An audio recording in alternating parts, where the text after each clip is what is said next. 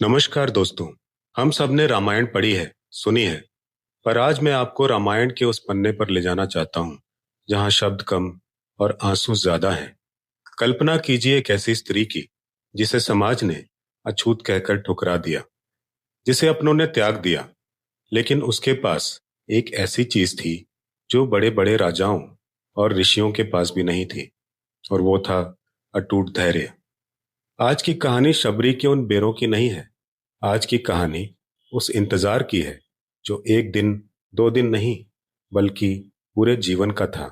शबरी मतंग ऋषि के आश्रम में रहती थी। जब ऋषि अपनी देह त्यागने वाले थे तो शबरी ने रोते हुए पूछा, गुरुदेव, अब मेरा क्या होगा? मुझे मोक्ष कैसे मिलेगा? तब मतंग ऋषि ने मुस्कुराकर कहा था, पुत्री, तुझे कहीं जाने की जरूरत नहीं है, बस यहीं रुकना। एक दिन अयोध्या के राजकुमार राम इसी कुटिया में तुझसे मिलने आएंगे। दोस्तों, वो दिन था और उसके बाद के हजारों दिन। शबरी की जवानी ढल गई, बाल सफेद हो गए, आंखें धुंधली पड़ गई, लेकिन उनके कान हर आहट पर चौकन्ने रहते। वे रोज सुबह उठती, रास्ते के कंकर पत्थर चुनती, फूल बिछाती, ताकि अगर उनके राम आए तो उनके कोमल चरणों में कोई कांटा न चुभ जाए। यही है असली श्रद्धा, जहां लक्ष्य का पता ना हो फिर भी रास्ता साफ रखा जाए। और फिर एक दोपहर, जब सूरज सिर पर था, दो वनवासी राजकुमार आश्रम की ओर बढ़े। शबरी ने उन्हें देखा। वे पहचान गई। ये वही रूप था जो उनके सपनों में रोज आता था। हड़बड़ाहट में शबरी पास पड़ी टोकरी लेकर आई।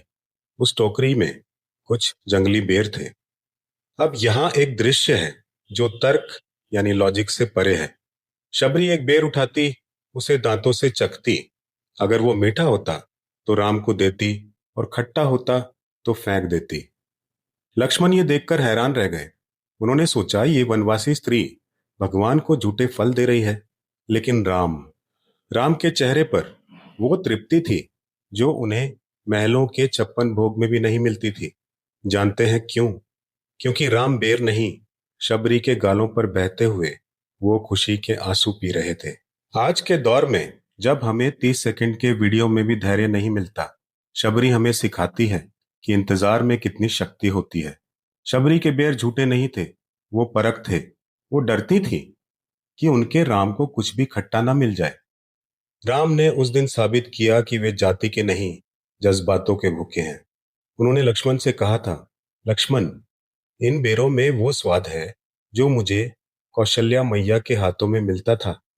ये है प्रेम की पराकाष्ठा, जहां भक्त और भगवान के बीच का अंतर मिट जाता है।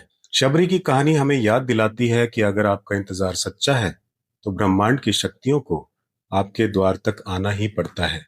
चाहे आप किसी भी हाल में हो, किसी भी पद पर हो, अगर मन में राम यानी सत्य के प्रति समर्पण है तो आपकी कुटिया भी एक दिन मंदिर बन जाएगी। अगर आपको शबरी की इस भक्ति ने प्रेरित किया हो तो इस कहानी को अपनों के साथ साझा करें। मिलते हैं अगले वीडियो में एक और आध्यात्मिक सफर के साथ। जय श्री राम।